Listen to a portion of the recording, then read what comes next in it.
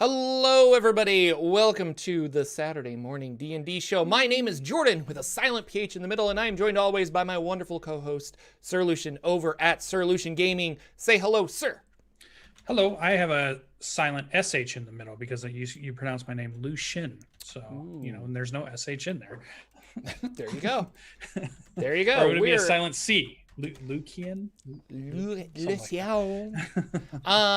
Yeah, we are a Dungeons & Dragons talk show, podcast, live show thing where we talk about D&D and all of the crazy stuff that we get up to. And thank you for joining us live, 9 a.m. Pacific on YouTube and Twitch. Lucien and I were just talking about characters that we want to play potentially, or various builds of characters. You were talking about a wizard and I was talking about a bard. But we were talking about that because of Hero Forge. Yes. And Hero Forge has a color beta that's going on right now, and they were very nice to send me an invite into this beta. So I was playing around with colors and stuff, and I think not today, maybe tomorrow, probably Monday or Tuesday, but you guys should follow me on Twitch, which is twitch.tv/Jordan, because I will be playing around with this new Hero Forge color stuff. And it's going to be fun. So we can build a character together. I kind of want to build a strength-based Minotaur bard. That's what I'm feeling right now. But welcome. Thank you guys so much for being here. Lucien, how are you? Pretty good. Doing okay with our quarantine stuff that's going on. Trying to keep busy, keeping things going, reading lots of books, watching lots of TV shows and movies, playing lots of games, imagining myself role-playing lots of cool stuff.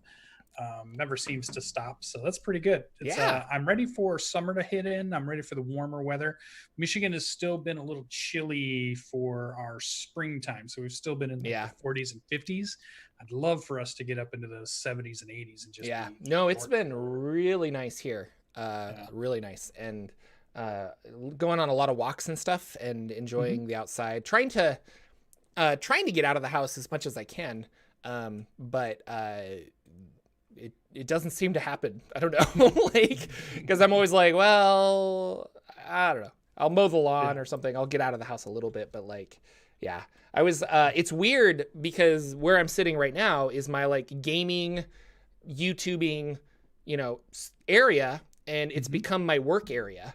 And now it's I work all day here, and then I leave, and I'm like, I don't want to see that area anymore because I got done working, and I don't come back. And so when I do have to come back to play games, I'm like, and then I have fun, but it's always this frustrating thing. But it's interesting. I'm just noticing things about myself. So well, and there's a difference between something where you do something for 8 hours and then you go home and you do a bunch of stuff for the whatever 8 hours before you go to bed or however late you stay up. And then all of a sudden like you just said, it changes to I'm 8 hours here. Maybe I go and do something, but I come back and now I'm another 5 or 6 hours here. That's 15 hours in the same spot. Yeah. That's different tiring for some people. Yeah. You, no fault of your own, are a little off center. So I'm going to change there we go. Now you're good. I just had to rotate you over a little bit. I did mess with my camera. This is awesome. We're going to talk about Dungeons & Dragons news, and then we usually talk about something that has inspired us, our bardic inspiration, and then we talk about our games that we're playing, which I'm playing a lot of games. You're playing quite a few games here and there. But first of all, what's going on in the world of Dungeons and Dragons, or RPGs in general, I guess? Yeah, I noticed a couple of videos dropped, which were, if you're looking for something to watch. I'm a big fan. I'm surprised I haven't done this lately. I used to be a big fan, I should say, back in the day of Duragar. There's a Lore You Should Know video out where they talk a little bit about Duragar, or he says the other pronunciation is Duargar. So I know some of you out there pronounce it in a couple of different ways. I like the Duergar pronunciation, is the way I've always done it. And back in the day, it was one of my favorite classes to play.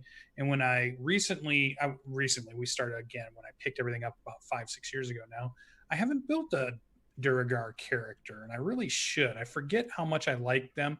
Even though I feel like their background story is a little pigeonholey, kind of like they're forced to be the evil guy. They were tricked into being evil, and now they're completely evil, and they've been enslaved, and they have these different gods that have messed them up. And somehow See, I always think of him as like fault. the tragic hero. Yeah. Like it's yeah, not so their fault, but like they're Yeah. bitter against it, and they're just kind of, I don't know. I like Duergar, but yeah. Yeah.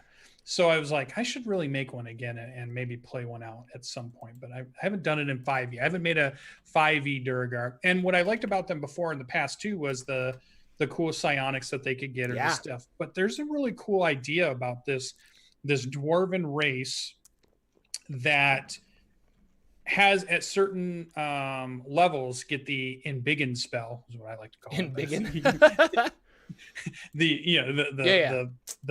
The growth spell. I forget. Enlarge, reduce. Enlarge or reduce spell. Only they can only use it to enlarge. Yeah, and then they could use that when they're constructing things. So it makes sense that if you're a huge, we want to build massive things, that you could make yourself Hulk size to do stuff, and then back to a different size to do finer detail or do different types of things. I think that's kind of a cool idea behind, and it makes sense then why, you know, the mind flayers would want to enslave a race like that, because of their versatility. They're how useful they are. They didn't pick the elves to enslave. They didn't want them. They picked these dwarves, these certain dwarves that with these abilities. I thought that's a cool angle to go down. So if you haven't heard anything about them, or you've only heard of them in passing, you want to know a little bit more, there is a lore you should know you could watch.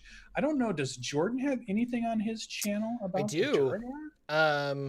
I think the Underdark races. I made a video on Underdark races, and I think they're in there. It's hard. I have like over 100, and I think I was working on 146 of my lore videos this morning, and I have made a couple of videos where I'm like, oh, this is a great idea for a video, and then I make it, and then people are like, you already did this, but like 40 videos ago. And I'm like, oh my gosh. So I'm losing track of what I've actually covered. So you can't tell me what minute and what video that you talked to them. Yeah, no.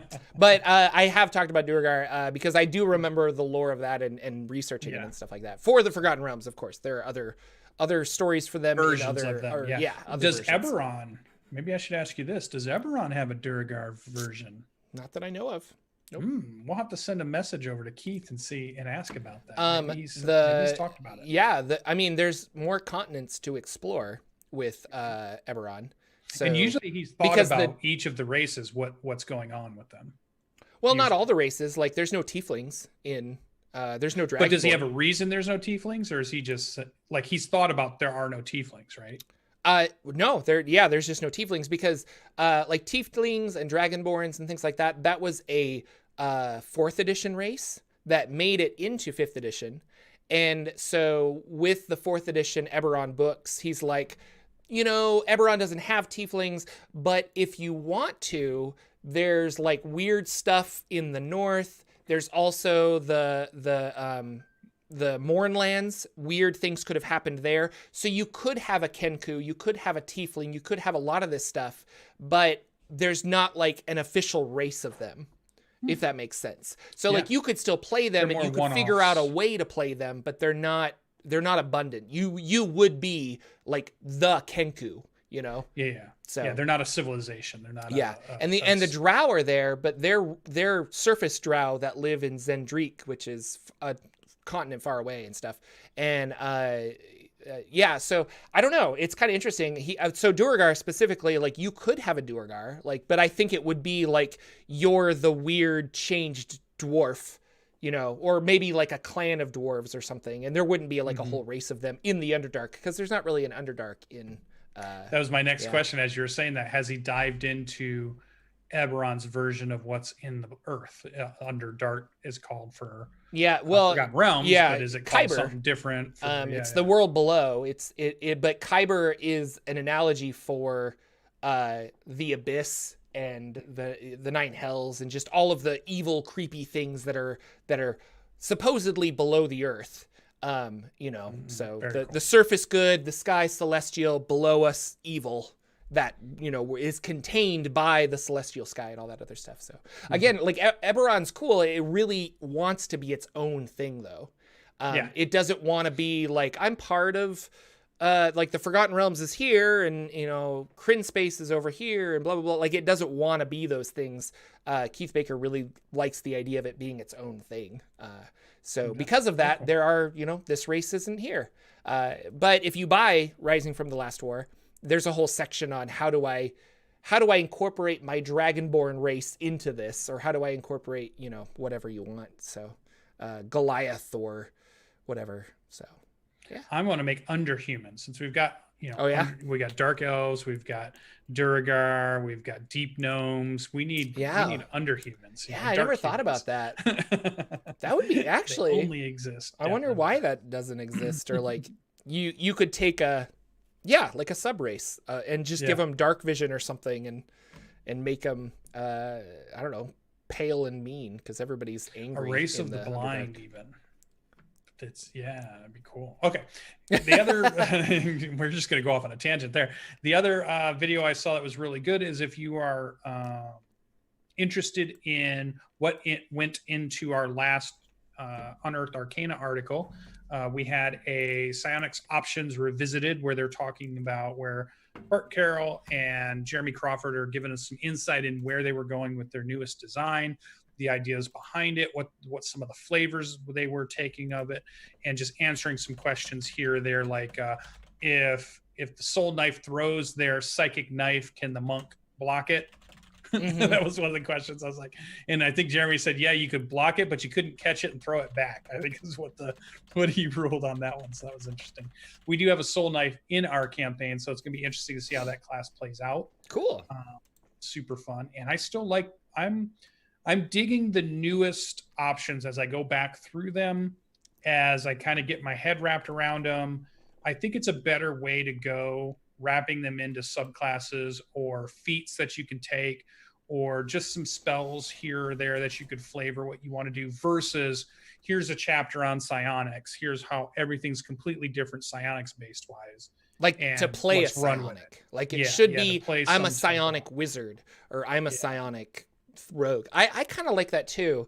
And originally I was thinking like it should be its own thing, but at least with 5th edition, it really feels like, speaking of Duergar, like you have a touch of psionics, something happened to you. And then so story-wise, you could say, that was really cool. I think I'm going to take this feat at 4th level that gives me like a psionic jump ability or a psionic mage hand.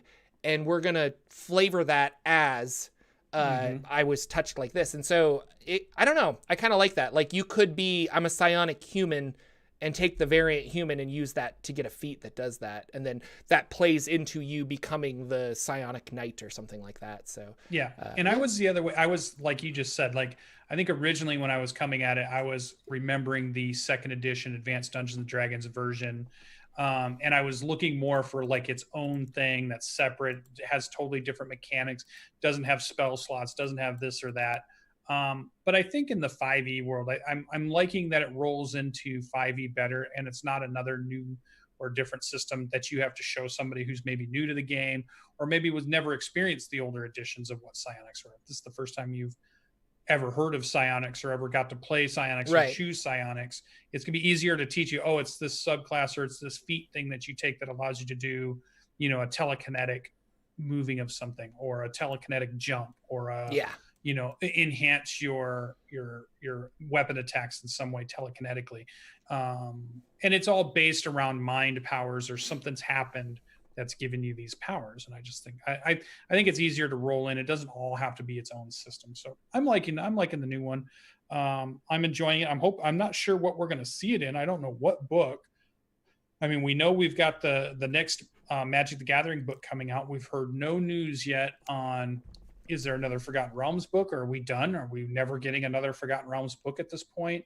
Is there another campaign that they want to introduce or let us in on? Are they going to give us a 3rd or 4th Eberron book? I don't know. We don't have any of that knowledge yet. Everything's just kind of been put on hold announcement wise.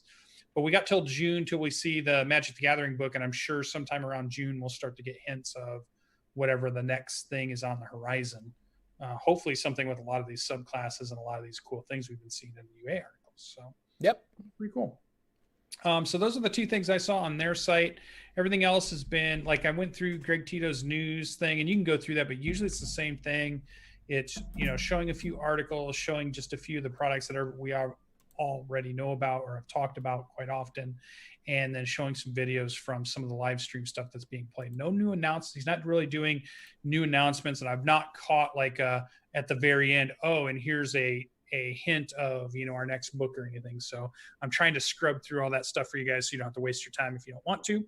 And then other than that, people are still working at home. They're still working at home.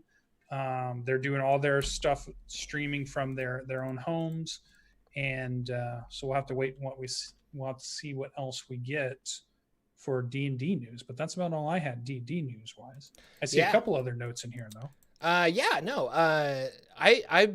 picked up Pathfinder 2, and I've been reading that book pretty diligently, and I know that you like Starfinder, or you're playing Starfinder. I do like Starfinder. I do have one new criticism.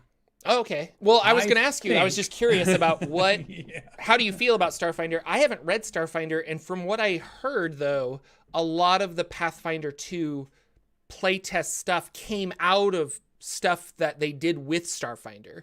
So it's a different game, but it's also easy to think of Starfinder as there's Pathfinder, and then Starfinder is 1.5 Pathfinder, and then Pathfinder 2 is Pathfinder 2. So I don't know. So for me, because I didn't play Pathfinder and I've not read through Pathfinder 2, I'm not sure to be able to say comparative wise, are they close? Is it in the middle? But I have heard the same thing you've said. I've heard that from the players that are Pathfinder players and Pathfinder 2 players. And I do enjoy reading the book. I enjoy the artwork. I enjoy the ideas they're exploring. I do wish they had an editor that was able to put the rules for a class together in a way that didn't make you flip 3 or 4 pages to understand what the hell's going on with the thing. Because there's like one thing here, and then you have to flip 2 more pages over to find something else, and you got to go back to the other page to look up something else again. And it feels like a lot of back and forth until you have your character set for as far as what they can do. And I feel like they could just use a little tweaking in there of a better layout of explaining what your character can or cannot do, or when it gets something new or when it doesn't get something new, and placing those in certain fonts and sizes to make your eyes catch out the things that are important. I think the D&D books do a really good job of this most of the time, of really directing your eyes where the important stuff is, keeping things grouped together. If they're talking about spell slots and spell things, usually the spell stuff's all right there, even though you might have to go and look at the spell list later on in the book. At least, what spells do I know? How many slots do I get? How do I gain new slots? Those things are usually right in the same spot. They're not like 1 page over or 2 pages over to try to figure that kind of stuff out. But the artwork is amazing and evocative. It makes you think of all kinds of cool stories, and the character classes are really diving into some really cool and different things, and you start to think of all the different sci-fi stuff that you're into, and you start equating it to how could I play it in this Starfinder game. So I'm enjoying Starfinder enough that I'm pretty sure that if I jumped into like a Pathfinder 2 at this point, I probably would enjoy it, because the minds behind Starfinder are the same people, and they're coming up with some really cool, interesting things that get my mind moving. Specifically, like, magic has been very, I don't know, like we have divine magic and nature magic and arcane magic. They take it a step further, that there's like occult magic. And I didn't realize this, but wizards in Pathfinder 2, they're more like wizards from older editions of D&D, where if I want to cast Magic Missile, I prepare Magic Missile, but then if I want to cast that 3 times, I have to prepare that 3 times. So like you only have, like I'm going to do water breathing, and it's like, "Oh, can you cast it on all of us?" Actually, no, because I only prepped it once. And that makes wizard play a little more frustrating for me. And I think 3.5 was like that, because I remember playing Neverwinter Nights and having to like, okay, I've got my 4 fireballs, and how much I really enjoyed the sorcerer more, because he had fewer spells that he could pick from, but he could also, like, on the fly just use a spell slot to cast Fireball. And you could do that 7 times if you had 7 spell slots, or you could use it 1 time and other stuff. So the Bard and the Sorcerer, and I think some other classes, they call them spontaneous casters, and they can do that. Whereas like the Wizard and the Cleric and the Druid, they're very rigid and they have to select how many spells and what do they want. I thought that was really cool. Reading through that, their magic system is just kind of interesting and very they use symbols to kind of explain, like, this is a 2 action casting, or this is a something like that. Concentration is there, but they call it something else. And then last night before I went to bed, I got to the ritual section, and there's a whole list of rituals and how they operate. And something that I feel is missing in 5th edition D&D is other wizards helping you. So if I'm going to cast a ritual, I could have another wizard come in and the 2 of us could work on the ritual together, and then you should get a bonus to that ritual. Yeah. And every ritual spell in Pathfinder 2 has like a critical success, something really cool happens. A moderate success, this happens. A failure, ooh, you guys messed up. So you are encouraged to be like, hey, can I get 3 or 4 wizards to help me out? And Dungeon Crawl Classics is kind of like that too. Like, I like the idea that DCC has these, like, we're casting a spell together. We're all kind of focused on it. So I don't know. It's kind of interesting. And so I'm enjoying it. I don't know. It is complicated. And I was actually looking online for the equivalent of a D&D Beyond, because I want to build a character, but I also kind of want to know that I'm not building it incorrectly, if that makes sense. Because it is very complex. And I never had the Pathfinder, original Pathfinder foundation to help me with Pathfinder 2. But who knows? I would love to find somebody to run me in a Pathfinder one-shot or something, because I think that would be a lot of fun. But yeah. So and that's not really news, but it's something going on in my life as I was reading Pathfinder 2. But go ahead, Lucien. Sorry, I interrupted you. Yeah, and Starfinder was the same way. As we're building our characters, we got to the point where we weren't sure if we did it right. So, and there's not like an online character builder. There wasn't a character mancer in Roll20. They have character sheets, but it's not clear if we had been doing it right. And we were using, which I know I guess I'm one of the people that's on the outs of this, but Fantasy Grounds is just not my cup of tea at all.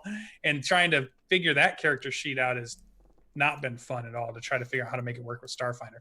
But the game in general is good. I've enjoyed watching some of the videos from Paizo that talk about, they build some characters, or they talk about their design stuff. They're pretty engaging with their community. So it's definitely I'm keeping them on my radar, and I'm thinking diving into Pathfinder 2. It does feel like 5e has a nice level of complicatedness to it that's not too much for me, but it's good for running combats, and it's got some cool things in it.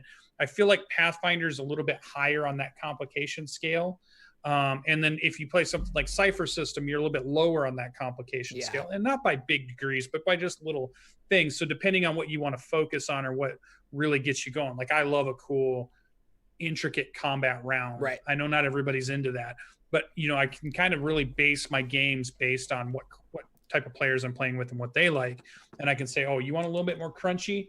Pathfinder, Starfinder's been really cool. You want right in the middle, D&D 5e works for everything, and that'll come back up in the show a little bit later. And then, hey, you want to pull some crunch out of there, but you just want to really get into story and flavor and things that are going on.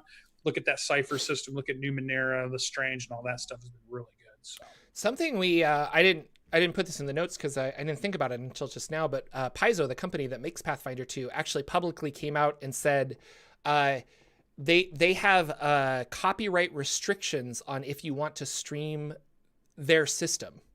Oh, I did see that. I saw and I read through it, and it's very what they're trying to do is they're trying to stop if you're making money off of a game that you're running, they want to basically say we are entitled to either some of that money, or you're not allowed to use it in that way because I don't know. And I think about Critical Role. Like Critical Role makes a lot of money. They're their own business, they're using the 5e rules, it would be the equivalent of Wizards of the Coast going to them and being like, actually, you're not allowed to do any of this with our system because we wrote the game. And they're like, but we wrote the story. You know, we're using your system, yeah, but it's kind of weird. So and a lot of people were off-putting about it. So if you have a Patreon that takes donations for a game that you're running, you are not allowed to do that specifically. Like Paizo could come after you. And if you're using their art, Paizo could come after you. If you're using their world. So I don't know the Paizo world, or the Pathfinder 2 world, but there's a world associated with just like the Forgotten Realms. And if you're using that world and those... Starts with a G, right? I can't remember. Sorry. I read it last night, but I can't remember. But if you're using that world and stuff, they're very against it. And that just seems like a dumb idea to me, because the people that are streaming Pathfinder and doing stuff like that, they're the ones that are passionate about it, and it's advertising for the game. So I find that really weird that they decided to take that kind of an action. But I don't know. I'm sure they consulted a bunch of lawyers, and lawyers thought it was a good idea. But us creative types, yeah, it was recent. But us creative types always think that, well, that's a bad idea because you're just limiting creativity in that aspect. Like, and when somebody throws up that many red flags, I look at that and I'm just like, well, Pathfinder 2, you looked like you were really fun and interesting, but I'm going to go play Numenera because I don't want to get calls from a lawyer. You know? And so that just makes me not want to play their system. So I don't know, it's kind of interesting. Yeah, I wonder if something happened that triggered they need to go talk to somebody, and then they talked to somebody and they gave them these ideas, and then they ran with these ideas, and maybe they're not, you know, like you're saying, they went too far for what they were trying to accomplish in the first place. Did they just come out of the blue and just decide, hey, we need to look at these rules again? Or I wonder if any of the community pressure has got them to back out, because we are definitely in the times of corporations announcing things or companies announcing things and then immediately going, oh, okay, there's a lot of people that didn't like that. Let's switch this, or let's massage that, or let's pull this thing back. You know, it seems like... you know, we don't talk about video games, but I think Nintendo tried to do this a while ago, where they were like, if you're Twitch streaming a Nintendo game, you're not allowed to do this or that because they want to save face with their brand. And it was like, but you can't control the streamers unless you're just going to sue everybody, which is what it felt like. And so then they were like, oh, well, we're not going to play Nintendo games anymore on Twitch, which oddly, like, Nintendo was okay with. Because it's like, well, if people aren't doing that, then they're going to buy our game if they can't watch somebody play Super Smash Brothers. We don't need you. I don't know. It was weird, and I don't know the full story of it, but I go search Paizo's. You can Google this. I don't have a link for it. I'm sorry, because we didn't have it in the show notes because I just thought of it. But really, really odd behavior, I thought. So I don't know. It's weird because community content, we all use that fair use policy in the best ways that we understand it. And some corporations, like if we were doing this with it's like the music industry. The music industry puts a stomp on anybody that tries to use anything remotely. You want to play our song, you got to pay us to play our song. You want to play 45 seconds of our song, you're going to pay us for 45 seconds. Yeah, to the point of like, I did a cover of said song, and the recording industry was going after people on YouTube for playing a cover, which is their voice, their instrument, their everything, but not their lyrics, not their you know. And so I don't know. It's. I hope TTRPGs don't go that route. I do too, because there's a lot of creative stuff going on, and the minute they put a stomp on that, it's like, well, now it's just over, you know. Like, I can't release a podcast, I can't do this. On a lighter note, last announcement, finally, so a while ago, Kids on Bikes, I'm a big fan. And a while ago, I was sitting at home washing dishes or something, and I'm like, oh my gosh, Kids on Bikes, but you're at Hogwarts. It's Harry Potter.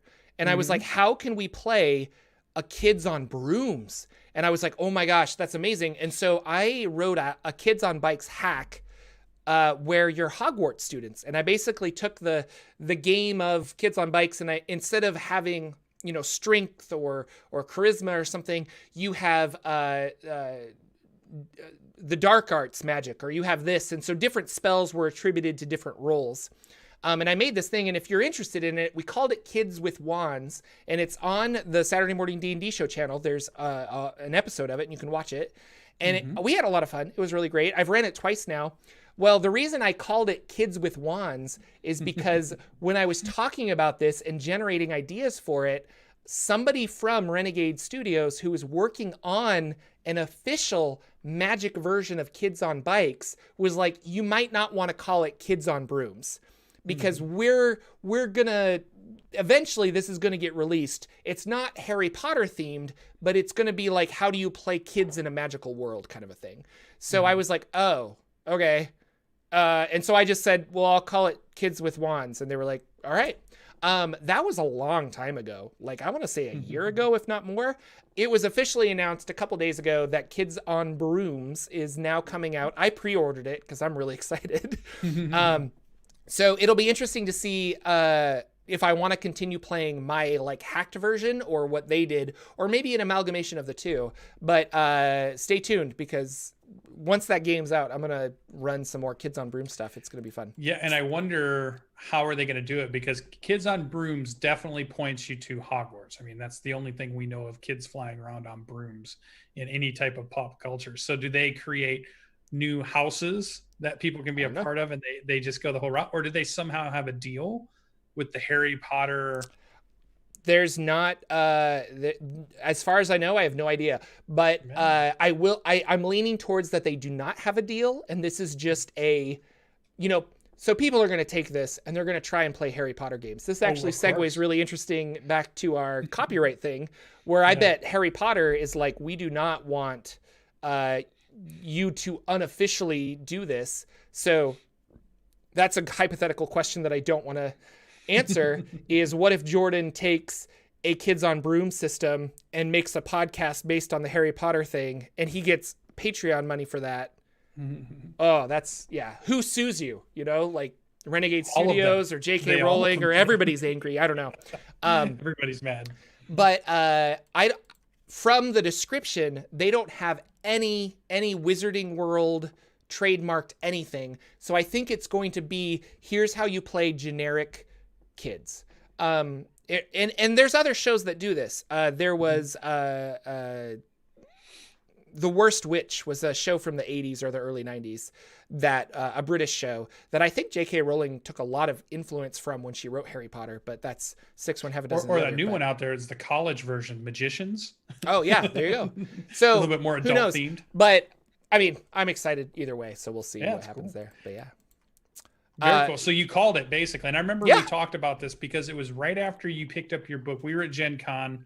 We were roaming all around on the floor, and we went out to the board game playing area where you could kind of sit down at tables, and that's where they had set up their booth. We'd finally found them. Yeah. And you'd gotten your book and you gotten your other thing, but you had already started talking about, I've got this idea. Yeah. It's on Brooms, mixing this stuff up. Yeah. And I remember that. They were really cool though, because he did say they were nice about it. I thought they were, I thought the way you presented it was they were nice to you about it. It wasn't like this, hey, cease and desist or no. House. No, they very much, and it was just one guy, and he contacted me on Twitter, and he's just like, and it was very polite, but he's like, we humbly ask you not to call it Kids on Brooms.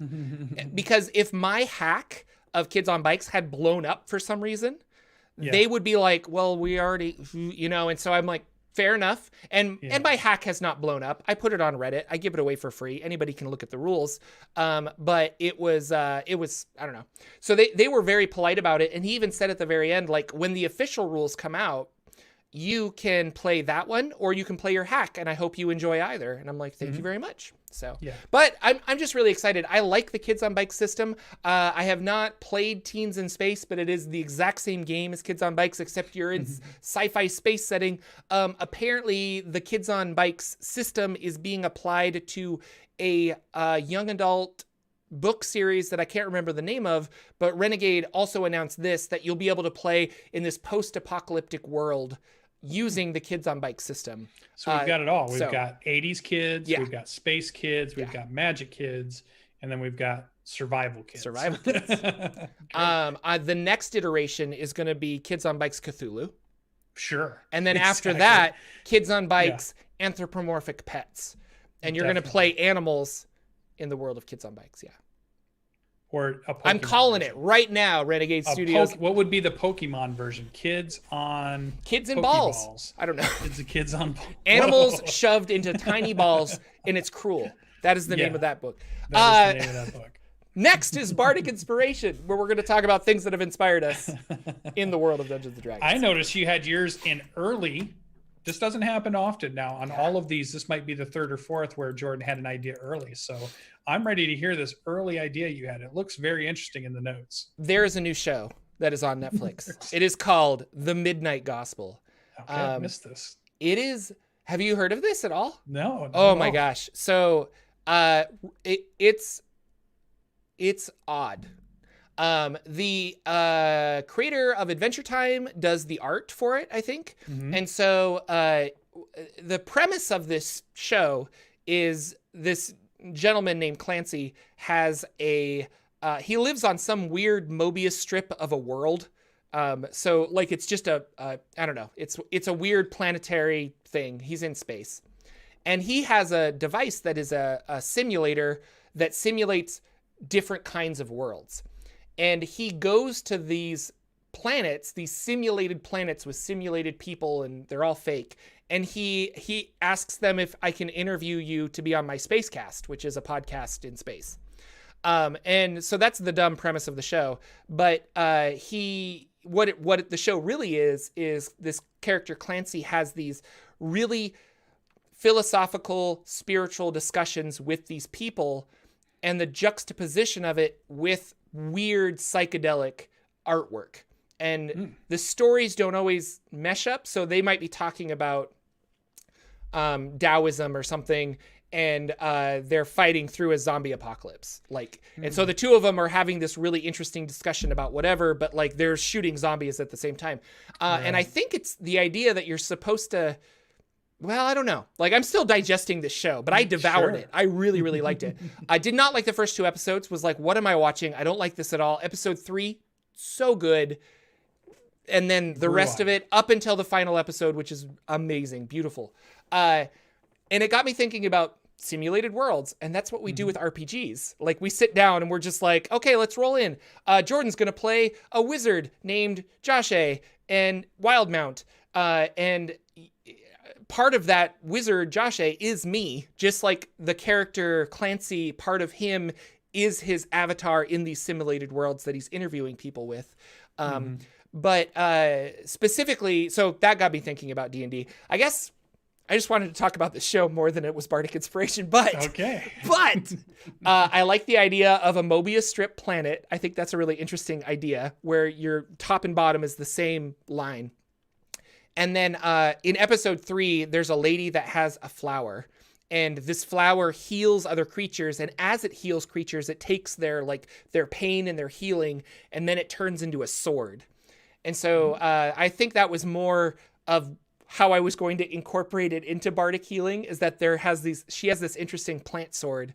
And I like the idea of like maybe a Fey warlock that has a Pact of the Blade that's actually like this blossoming flower that he can transform into various things. And I don't know, it's kind of interesting, but really, really cool show. I don't know if it's your cup of tea, Lucien. I mean, I know we've been doing this for like 2 years now, but I don't know you super well. But if you liked Tales from the Loop, which was kind of artsy and interesting weird, you might also just try it. At least get to episode 3, because that's where I was like, okay, I think I understand what's going on, and I liked episode 3, but I didn't like the first 2 episodes. But yeah, now I like all of it because the episode 8 puts a nice bow on the whole series. Really cool. So a plant sword. You were just saying something that started my brain thinking a little bit of something that changes. It has 2 uses. It hurts or it heals. The more it heals, the shape of it changes one way, and the more it hurts, the shape of it changes one way. Or what if it was the opposite? The more you healed, the more it turned into a sword. And once it became a full sword, you had to hurt with it before you could heal again. And the more you hurt with it, the more it turned back into a healing device, so that you could never, it was always the opposite of what you were trying to do, and it would never. So eventually so you have a sword. Stops what you're doing one way or the other. Yeah. You have a sword that does 1d12 damage, and every time you roll above a 10, it goes down to 1d10 damage. And every time you roll above an Drops 8, a die. it goes down to 1d8. And it keeps dropping die if you go above a certain die amount. And then at the very end, you're like, I can only do a d4 damage with this thing, but I can heal 1d12 to somebody else. D12. Yeah. And then I like that. That's a cool magic item because it would go back and forth. Yeah. So you can keep using it and be like, I really need to hit this d6 because then I know I can heal him for 1d12. Yeah. I'm going to write that magic item. That's a cool idea. I like that. It's going to be a plant too. That's where the Midnight like Gospel. Plant-based thing that's going back and forth. Very cool. That's where my mind went as you were explaining all. I like it. I like where the space cats came in. Oh, see, when I read your notes, yes, I read Midnight Gospel, Space Cats, and I thought, well, of course, Jordan likes space cats. Of course. No, it's a podcast in space. It's a space cast. Can I interview you for my space cast? Now it makes way more sense. And this is actually how I was going to bring it up to you. We need to start broadcasting the Saturday morning D&D show in space. So I'm going to need, I don't know, like satellites. Yeah. Well, from you specifically, since I'm editing the show and uploading it and doing all this stuff, if you could just front me the $85,000 we need for the space cast and then get it to the moon farther, hopefully. I think we can do that. We'll call Elon. And he's on speed dial. I'll get him. He'll be on the show one day. Come on. I'll get him. All right. Well, that's what was your bardic inspiration, sir? Well, mine definitely comes from a game I've been playing recently because they just did a new release of XCOM called Chimera, and I had XCOM 2, and I got some of the downloads for that on Steam, and I loved XCOM in the original game, and I love the XCOM universe, this world of almost 80s or 90s, life is going on, and then alien ships start showing up and start trying to infiltrate us, and there's this outfit that gets created to try to hunt them down and stop the alien invasion. And then the first game we're not able to stop them, and the second game our commander gets captured, and maybe we win the war or maybe we don't, and then by the third game other stuff is going on. So I just love this whole idea of XCOM, and what's really cool about it is very turn-based, so it would fit in an RPG very well with having a very structured turn-based. And my whole idea had been, I want to create a 5e skin of XCOM, because I went around looking around out there and there wasn't too much RPG wise. And one of our players who plays, Cedric, who plays on our Tuesday night game, he said, hey, you should look there's a Mass Effect skin out there for Dungeons and Dragons 5e. And he sent me the rules. It was just made by fans. It's a website. You can look it up. You can Google it. And I read through it, and they actually did a really good job of making 5e feel very much like Mass Effect. They went through and restructured some of the abilities and gave you the ability to do the classes, and you got certain things at 3rd level, and you got certain things at 7th level, and you got certain things at 10th level. And it really felt like the Mass Effect world. And I'm like, they did a really good job of just staying in line, but renaming things and figuring things, and you could play this game. And it made me think, oh, you know what? I could do Mass Effect, because the only thing that pulls me away from 5e is when you say, well, what if I want to introduce guns, right? I'm going to start shooting things, and that's very different than magic swords and bows, because you're firing an arrow, or with the sword, you're getting an attack, or maybe I get a second attack. If I have a machine gun, I just hold the trigger down, there's lots of stuff going on. How am I going to, model that in a 5e world that makes sense? But then I kind of stepped back and I thought about it. And really, 5e combat is abstract. When they say you go and when you roll for an attack, the idea is that you're rolling for one swing of your weapon. The idea is, as you're in a fight with somebody who's moving, ducking, and dodging, you're feinting, you're trying to hit, you may be throwing a few swings, but the dice roll represents, did you get a hit in that transaction, or did you miss during the whole transaction completely? So it's not just every swing, I'm rolling for every swing. So if I remember that, well, then when you're pulling the trigger on the gun, you're not rolling for every bullet that comes out. You're abstracting that. You're just saying they're diving into cover. They see you shooting at them. Bullets are spraying all over the place. Do any of them just happen to hit? Here's the roll that represents that. Here's the damage that represents that abstract idea. When I got my mind around that, I thought, oh, you know what? 5e can work for anything. I was struggling to say, can 5e work with a sci-fi setting, or can it work? Because I've seen some other games that use 5e, but they overcomplicated, I think, the way they did it. When I saw this Mass Effect version, where they kept it very simple and kept it very much like 5e. It was very easy for somebody who plays Dungeons and Dragons to say, oh, I understand what's going on here. This is nice and easy. I thought, I can do this. I can actually make a 5e XCOM. So that's one of the things I've been working on, is I want to play, have some of our players jump in and play an XCOM game. What I liked about it is XCOM has this perfect mission formula of, you have a map. There's usually some missions you can choose from because you get intel from something that says, hey, go and investigate this thing. And if something happens while you're there, deal with it. And that's a perfect D&D session night. That's like that perfect, okay, we've had some rumors from here and here. Which ones do you guys want to fly your ship over to do? Take your team. What equipment are you taking? Okay, we fly over.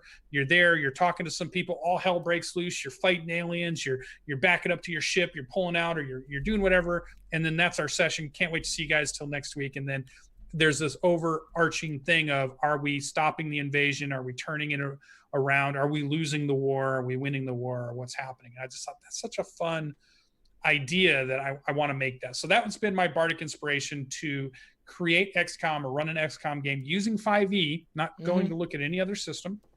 Use 5e only because then if I grab some of my D&D players, it won't be hard to get them up to speed. Because like when we moved to Starfinder, it's hard to get people up to speed who've only played D&D and then just hand them the Starfinder book and say, okay, this is the new game we're going to play. Or even hand them the Cypher System book and say, okay, here's what we're going to play. Because there's enough difference there that you have to kind of recalibrate your brain on what game you're playing. And a lot of people can do it. But I felt like it was easier if you just did a D&D 5e version of that. So also, if you want to know what I'm talking about, just Google the Mass Effect 5e version rules. It's a website out there that you can go find and you can see what I'm talking about. Or would you play a Mass Effect 5e game? Because I bet if you go look at it, you'd be like, oh, this is great. Did you play the Mass Effect games? I've never played a Mass Effect game. No. Oh my God. Podcast over. Yeah. All right. Bye, guys. Hey, everybody. That's our show. Actually, that's the cast. We're not going to do any more episodes after this until Jordan plays Mass Effect. I own them on Steam. They were super cheap, and I hear they're really good. I've been told repeatedly that I would like them. I just haven't played them. So. All right. Well, put them on your list, in your quarantine list. All right.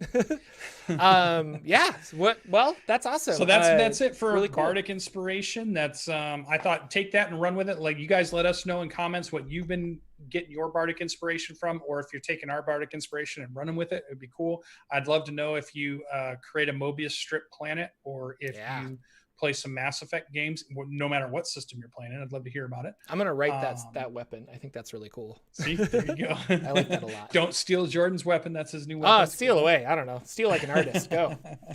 And so we'll bounce around here. What did Jordan do for Dungeons and Dragons? It sounds like you did quite a bit of role playing over the week. I played 3 games. I played in 2 games, ran 1. Still doing my Wild Mount game, which is really exciting.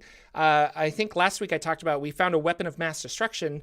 We were trying to figure out what to do with it. Well, it got stolen, teleported away, and the gentleman that we thought was our ally ended up teleporting away with the bad guys. No. So we're like, well, what do we do? And this gentleman we thought was our ally is also the head honcho of this village. And his second in command was like, he left with the bad guys. Like, I don't understand. I thought what's happening? And this is going to destroy the city. And I was like, okay. And so I quickly cast Alter Self and grabbed some of his old clothes and pretended to be him to keep the facade up. And we're trying to figure out what's going on. We found a arcane locked room in his house, and that is something Jordan really wants to get into, because I want his magic and his money, because I'm a very greedy character. We weren't able to get past it, but now that I'm impersonating him, I think I'll be able to go back and try to figure out how to break into that. Nice. So that's been a lot of fun. Magic? Knock, but knock is very loud. Dispel magic might work. I'm not sure. I don't have either of those spells, so. Okay. That's another thing is picking spells. I'm noticing that I like the weird, kooky, dumb spells. Like, they're like, all right, so you're going to take, like, Fireball, right? Because you're 5th level, and I'm like, no. Rope trick. What do you mean, Fireball? Like, I want to climb a rope and sit in a cool place for an hour. Who would want Fireball? So I am working with my party, and I don't think they're actually upset with me, but there's a couple of them that they're just kind of like, he's not playing the typical wizard, and I'm like, oh no, that is not how Jordan plays D&D at all. like it's magic jar. It's I take all the weird spells that I love that I never get to use. Stone. Yeah. Oh man, I don't even know. I'll have to look at my spells. I think I ended up taking lightning bolt just so I could appease them and help out in games, but we'll see. But yeah, I'm having a lot of fun with that game. Again, I don't get to play. We were just talking about how much we love wizards, and I love playing a wizard, and this is the first time I've actually gotten to like play a wizard. Wednesday, my Rod of Seven Parts game, they're having a lot of fun. They discovered a magical orrery that I think they were trying to destroy. Well, I know they were trying to destroy, but this thing is like built to last. They did not end up destroying it, and so now they have to figure out what they're going to do with this. But with the right key and with the right fuel, this orrery can open a portal to any of the different planes anywhere. And so the enemy was using this to pull demons from the abyss, but they're trying to figure out, is there a way we can use this to go other places or to seal off the abyss? So I'm really curious what they're going to do with that information, and it's kind of interesting. And then my Thursday game is this Dark Souls super heavy game. We're still kind of doing missions for people, but the funny thing is I have been infected by mushrooms, and these mushrooms the spores are now in my brain, and every long rest I have to make a con save, and if I make the book says if I make 3 con save successes in a row, I'm cured. But if I don't make them in a row, like if I make 2 successes and then fail the next one, I still have this mushroom brain. And every time I fail, I have to roll a d4 of intelligence damage. I've failed 3 times. I am currently at an intelligence of 3.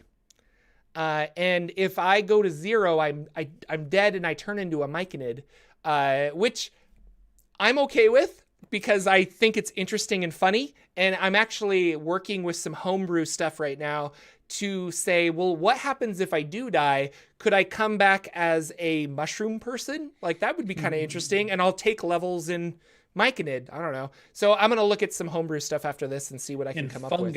I will be the fun guy. I'll be the fun guy. Hey! I'll play it like Fonzie. It'll be great. Hey, it's a fun guy.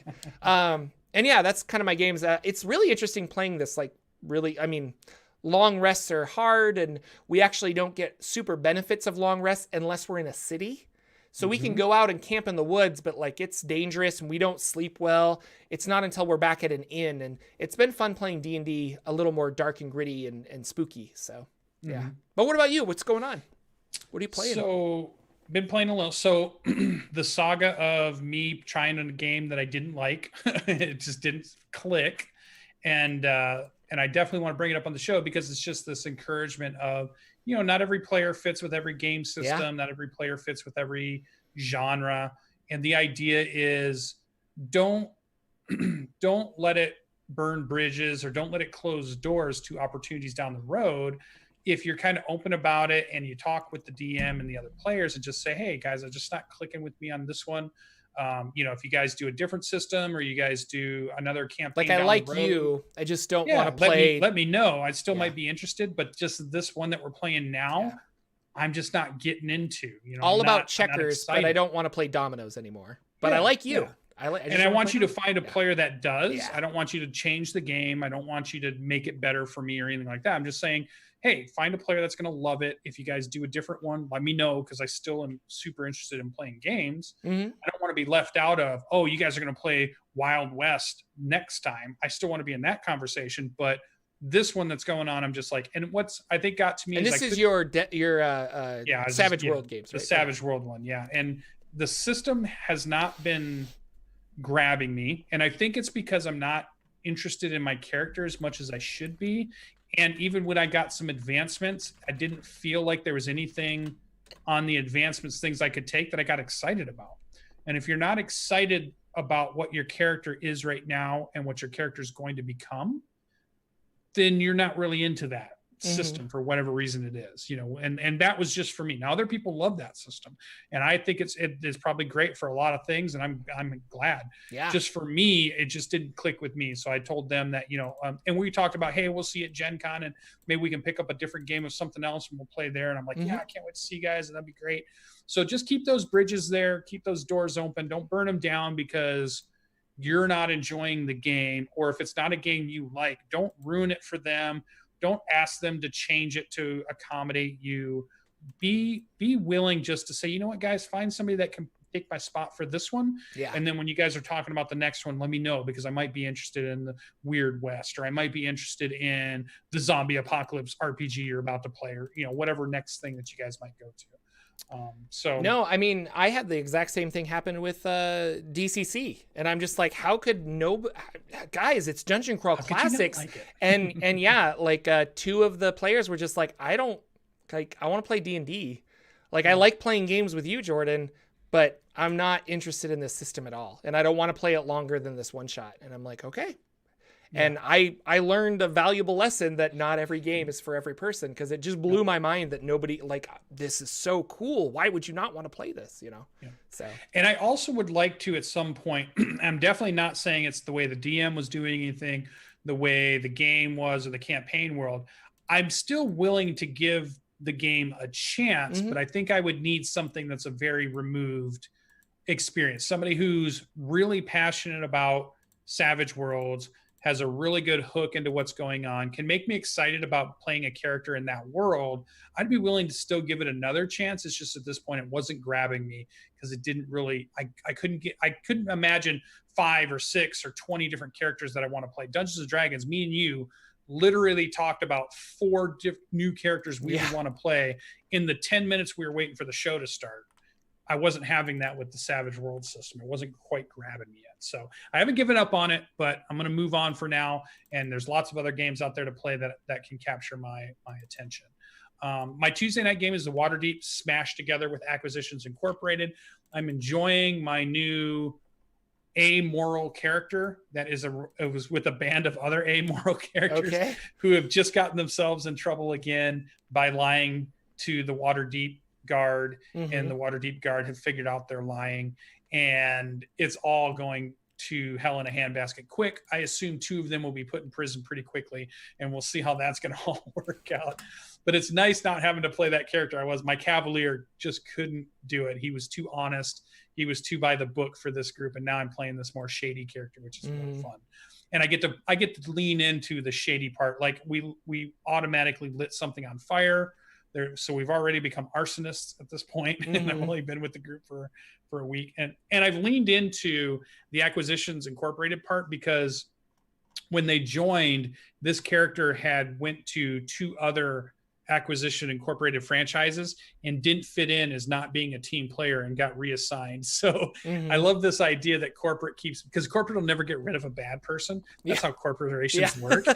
They never get rid of a bad, they just move them around in departments until there's somewhere they stop causing problems, or corporate doesn't hear about them anymore. Right. So I'm playing this very funny character of somebody who's been moved around, and corporate just wants to stop hearing about them. And that's it. They wouldn't even think of firing them or getting rid of them. It's just like, let's move them to supply department, and maybe we won't hear of that again. So I really love that idea, and leaning into that. Lots of humor in the game.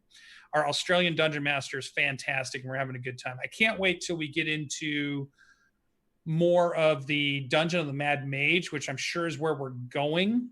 We're into the Waterdeep part, and I don't want to spoil Waterdeep, though many of you had plenty of opportunity, but you'll probably get to play it again. It feels like we're on to the main mystery solving part. So I think we're about to get to where we're going to end up with the end of Waterdeep. Probably in 4 or 5 sessions, we'll wrap that one up, and then we'll be ready to do some dungeon delving, which I'm really excited about. So that's going to be super cool.